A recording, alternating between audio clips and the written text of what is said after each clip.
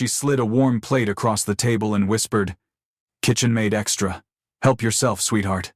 She never asked his name, never asked why he always sat alone, and never expected anything back. But one morning, Redwood Junction went silent. 4 black SUVs boxed in the diner. Doors flew open.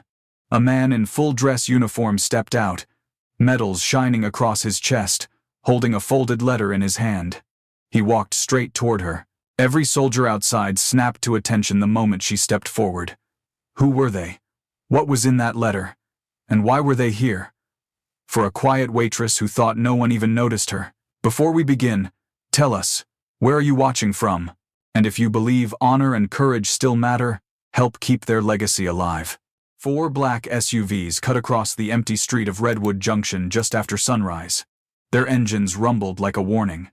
Dust lifted behind them as they formed a tight semicircle in front of Millie's Depot Diner. Doors slammed. Boots hit pavement in perfect rhythm. Inside the diner, forks froze halfway to mouths. A tall man in a decorated uniform stepped out of the lead vehicle. Colonel Reese Calder, Special Tactics Command 717th Recon Wing. He scanned the room through the glass. His expression didn't change when he saw the waitress standing behind the counter. He pushed the door open, the bell chiming louder than usual. "I'm looking for Ava Mercer," he said. The diner fell silent. Every pair of eyes swung toward the woman with the faded green apron. Ava's right hand tightened around the coffee pot. Her left arm, the weak one, stayed close to her side. She swallowed once. "I'm Ava," she said. Colonel Calder stepped forward, posture straight, voice steady. "We need to talk. Immediately." Ava had no idea why the military was here. She had no warnings, no letters, no phone calls. Just 4 SUVs blocking the street and every uniform in the room staring at her like she held a secret she didn't know she had. The moment stretched tight. Too quiet. Too heavy. And then, fade to black. 6 weeks earlier, the diner door swung open at 6:55 a.m. Every morning, the first rays of Montana light cut across the floor. A small boy slipped inside, always at the same time, always through the side entrance. He chose the farthest booth from the door. Back to the wall, eyes on every exit. His name wasn't known then. He didn't speak unless spoken to. And he never ordered anything but a glass of ice water. Ava noticed on day 1. But she didn't approach him until day 12. By then, Shed watched him enough, the too thin arms, the oversized backpack, the way he held his book like a shield. She recognized the look. Not fear. Survival. Ava moved with a slight stiffness in her left arm as she carried a plate to his table. 2 slices of buttered toast, a fried egg. Nothing fancy, nothing flashy. She set it down like it wasn't a big deal. "Kitchen made extra," she said. The boy didn't answer. He stared at the food as if waiting for it to vanish. Then, after a long pause, he picked up the fork. He finished the plate in less than 5 minutes. Ava pretended not to notice how fast he ate. She simply refilled his water and walked away. The next morning, she tried again. Oatmeal with brown sugar. Same line. Extra from the kitchen. Same silence from the boy. It became a quiet routine. The kind that settles into a rhythm without anyone acknowledging it. A plate, a nod, a short, whispered thank you. Nobody else paid attention. Not yet, but routines never stay hidden for long in small towns. On a slow Wednesday, a regular customer lifted his phone and snapped a picture of Ava placing a warm plate in front of the boy. She didn't notice. He posted it before she could take her apron off that night. The next morning, her manager Brent pulled her aside. "No more free meals," he said. "Owner's already angry. Says you're giving away the pantry." Ava didn't argue. She just pointed at the register. "I'll pay for it." From my own tips, Brent frowned at her stiff left arm, at the way her fingers curled just a little slower on that side. "You sure you can handle that?" "I can," Ava said. He let her walk out with the plate. Later that week, as Ava closed up, she spotted something outside the diner. A gray pickup truck, parked across the street, headlights off, engine idling softly. A man sat inside, watching the door. Not a town local. Not a drifter either. His posture was too straight. His eyes too alert. Before Ava could step closer, The truck pulled away. Quietly. Deliberately. She didn't tell Brent. She didn't tell anyone. She only locked the diner door and headed home through the cool Montana air, her left arm throbbing from the long shift, her breath fogging in front of her. The next morning at 6:55 a.m., she brought a plate of pancakes to the corner booth, but the booth was empty. The boy was gone, and he didn't come back the next day. Or the next 14 after that. Ava waited at the corner booth until the breakfast rush ended. No sign of the boy. The pancakes she prepared sat untouched, steam fading into the air. She tried not to stare at the door, but her eyes kept drifting there every few seconds. Behind her calm face, a knot tightened. The next morning, the booth remained empty. And the one after that, 17 days passed in the same quiet ache. The comments online got louder. Screenshots of the old photo resurfaced with newer captions. Turns out the kid didn't need her charity after all. A stranger added, "Told you it was a stunt." Ava scrolled through the comments in the dim light of her room. Her left arm ached from a long shift, nerve pain pulsing down to her wrist.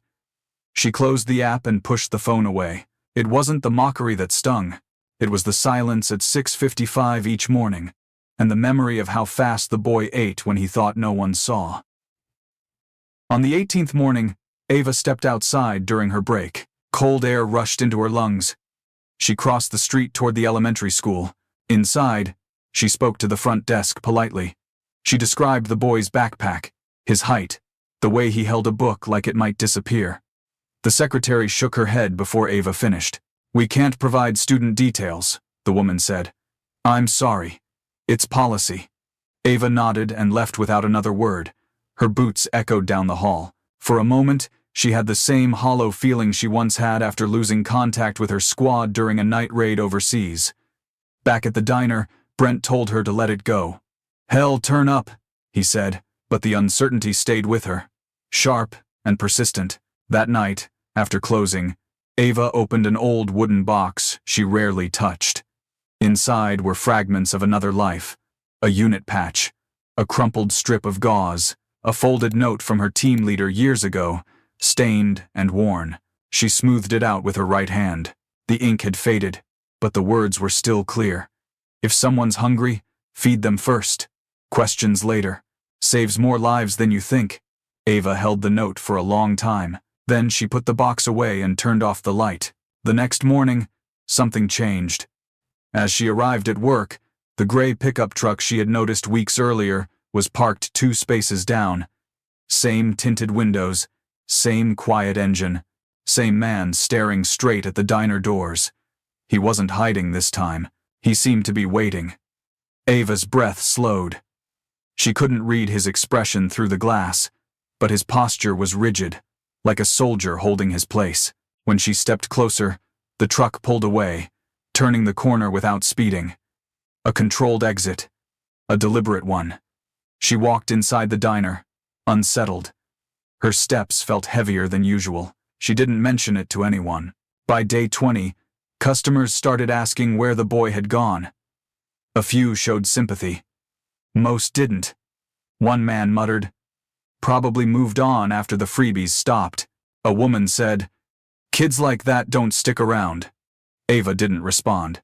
She only cleaned the tables with steady motions, though her hand trembled when she wasn't paying attention. On day 22, Ava arrived early. She placed a single plate at the corner booth, the same way she had on the first day. She didn't expect the boy to walk in. She just wanted the booth to feel less empty. The diner opened. Customers trickled in. Chairs scraped the floor. Plates clattered. Still no sign of him. The world outside the large windows looked pale and ordinary. Ava tried to focus on work, but her thoughts kept drifting back to the boy's thin hands gripping that fork. She was pouring coffee for a truck driver when she saw flashing lights outside. Red, blue, white, not police. Military. 4 dark SUVs rolled down the main road just like the ones from earlier. They didn't stop this time. They passed by slowly, heading toward the north side of town. The same insignia on their doors, Orion 7. She recognized the emblem from the morning newspapers covering a memorial weeks back. Ava set the coffee pot down. Her pulse quickened. Something was happening in Redwood Junction, something connected to the boy. She walked toward the front window, watching the SUVs vanish behind a hardware store. The street grew quiet again. Too quiet. A shadow crossed her thoughts. A possibility she hoped wasn't true. That evening, as she locked up, she saw a small envelope tucked under the diner doorframe. No name, no stamp, just thin paper folded twice. Ava picked it up cautiously and opened it. Inside was a single sentence written in a child's shaky handwriting. "I'm sorry I had to leave. Thank you for the breakfasts." No signature. But she knew exactly who wrote it. And that was the moment Ava Mercer realized. The boy hadn't disappeared. He had been taken somewhere, and someone somewhere wanted to make sure she never found out why. Ava held the small note between her fingers, the childlike handwriting trembling in the dim hallway light.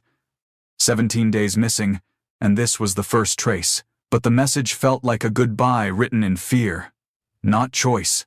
She folded it carefully and slipped it into her apron. The wind outside pressed against the diner windows as if urging her to look deeper. Something about the letter's tone chilled her more than the cold Montana air. The next morning, Ava arrived before sunrise. The streets were empty except for a single stray newspaper drifting across the pavement. She unlocked the diner and stepped into the quiet, the silence feeling heavier than usual. Brent walked in 20 minutes later with dark circles under his eyes. "Military's been all over the north side," he said. "Some kind of search." Ava didn't answer. She was thinking about the SUVs she saw the day before. The truck, the boy, and the sudden disappearance that made too much sense now. Pieces were starting to align in unsettling ways. She was refilling the condiment rack when the familiar low rumble rolled across the parking lot. Engines. More than one. Ava turned, her heart already racing. 4 black SUVs slowed to a stop directly in front of Millie's Depot diner. The same ones from earlier that week. This time, they didn't pass by. They formed a perimeter. Brent whispered, "What on earth?" But Ava stepped forward before he finished. Her breath tightened. The doors opened simultaneously. Uniformed soldiers stepped out with precise, controlled movements. Not local units, these were special tactics operatives, the kind deployed for missions no civilian ever hears about. Then Colonel Reese Calder emerged. He walked in like a man carrying news that weighed more than metals. The bell over the door rang softly, but the room fell into an even deeper silence. His gaze went straight to Ava. "Ava Mercer," he said, voice firm but laced with something human. "Thank you for cooperating." "I don't understand," Ava replied. Her hands were steady, but her pulse wasn't. "Who was that boy?" Colonel Calder removed his hat and held it against his side. "The child you helped. His name is Theo Holt," he said, "son of Sergeant Mason Holt, one of ours." Ava blinked, the name hitting her like a blunt force. Holt. Shed heard it before, not from town, but from casualty updates during her service. Colonel Calder continued. "Sergeant Holt was deployed on Operation Delta 479 months ago. The mission was high risk, classified. He wrote regular letters to his son while deployed." He paused, letting the weight settle. 17 weeks ago, those letters stopped. Ava's throat tightened. "What happened to his mother?" she asked quietly. Calder met her eyes. "She left. Took what money she could. Disappeared." Theo was alone. His tone didn't soften, but it steadied. He lived off the emergency cash Holt hid in the house. $140 stretched into months. Ava looked down. She thought of the boy's fragile hands gripping his fork. She thought of the glass of water he sipped like a meal. "We found him," Calder said. "He was severely underweight, dehydrated, but alive." A moment passed before Ava could speak. "Why didn't anyone come forward sooner?" Calder inhaled slowly. "Because Holt returned from his mission injured. He didn't survive the flight home." He opened a small, weathered envelope. "This is the last letter he ever wrote." Ava froze as the colonel unfolded the message. He read it aloud, voice steady, but deeper now. "If I don't make it back, find the woman feeding my boy. He writes about her every week. Says she never asks questions. Says she makes him feel safe. Tell her she gave my son more dignity than I ever could from over here. The words struck Ava harder than any battlefield memory. Her chest ached in a way nerve pain never had. She stood still, barely breathing. Colonel Calder folded the letter with careful hands. Theo told us about you when we found him. You kept him alive longer than we realized. He straightened his posture. And for that, we owe you more than thanks. The soldiers behind him snapped to attention. In one synchronized motion, they raised their hands in salute toward her.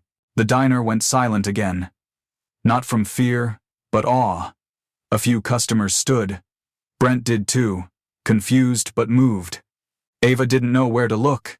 Her left arm ached, but she lifted her right hand in return, honoring their gesture the only way she knew how.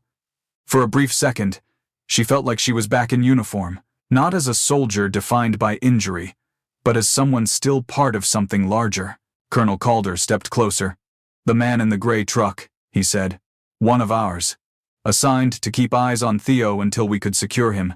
Ava's breath caught, so she hadn't imagined him, and Theo hadn't been hiding from her, had been caught in something far bigger than either of them. Calder lowered his voice. Theo's safe now, with his grandparents in Colorado. He paused. He asked us to find you. Ava said nothing. She couldn't. Her heart felt wrapped in both relief and grief she hadn't expected. Calder added softly, and he wanted you to know. He misses your breakfast.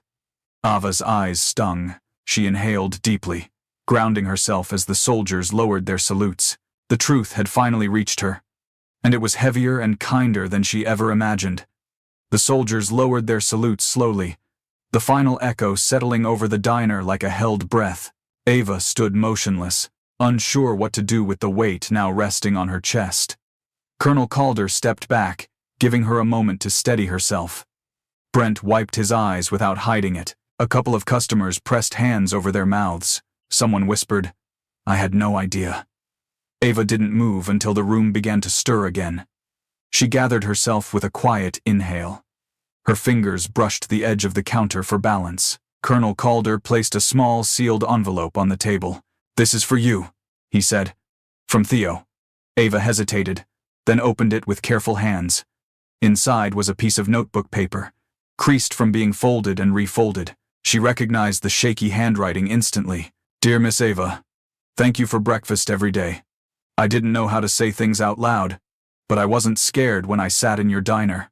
Dad said heroes wear uniforms, but I think heroes can wear aprons too. Grandma says I'm safe now. I hope you're okay too. Your friend, Theo. Ava closed her eyes for a moment. The letter wasn't long, but every word carried more truth than she was prepared for.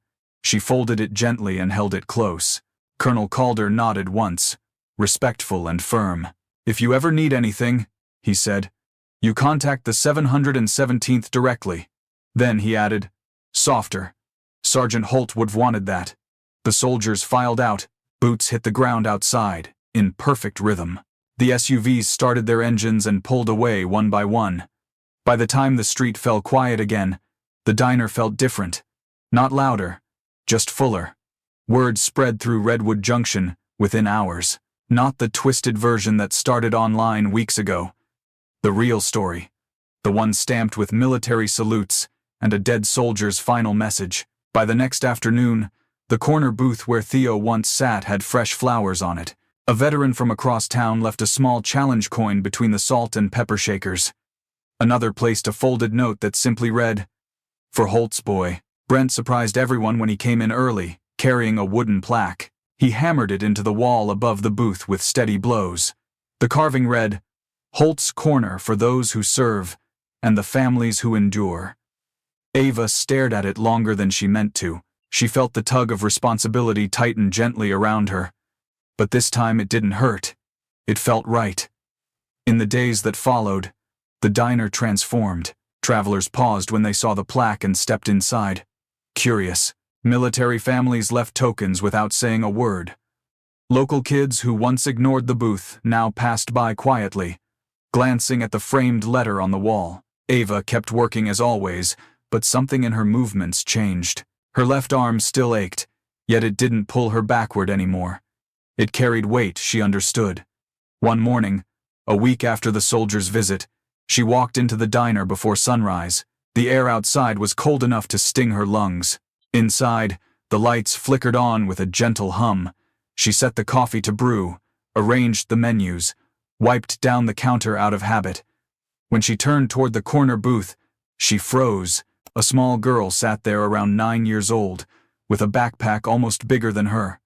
Her hair was tucked behind her ears. Her eyes flicked between the door and window, measuring distance the same way Theo once did. Ava walked over slowly. She didn't ask where the girl came from. She didn't ask why she was alone. Instead, she placed a plate of warm pancakes in front of her and said the same 6 words she once used months ago. "Kitchen made extra. Help yourself, sweetheart." The girl blinked up at her, unsure at first. Then she took the fork with both hands. Ava turned away before she could see the tears gathering in the child's eyes. The diner opened to a steady morning crowd. Conversation rose and fell in soft waves. Sunlight poured through the big front windows. Ava's shift ended hours later. She stepped outside, letting the quiet settle around her. The street stretched ahead, lined with trees just starting to lose their leaves. As she locked the door, she noticed 3 figures at the far end of the block. An older couple, and a boy standing between them. Theo. He had grown a little taller, steadier. He lifted his hand in a small, deliberate salute. Ava felt her breath catch. She pressed her right hand over her heart, her fingers brushing the edge of her apron. Then she nodded once. A promise without words. Theo smiled, just a small one, before turning away with his grandparents. No dramatic last glance. No music swelling. Just a quiet acknowledgement between 2 people who kept each other alive in different ways. Ava stayed there a moment longer. The wind moved down the street, carrying a faint smell of pine. She let the silence wrap around her, warm instead of hollow. Some stories don't end loudly. Some end exactly like this, gentle, unfinished, ready to echo in someone else's life.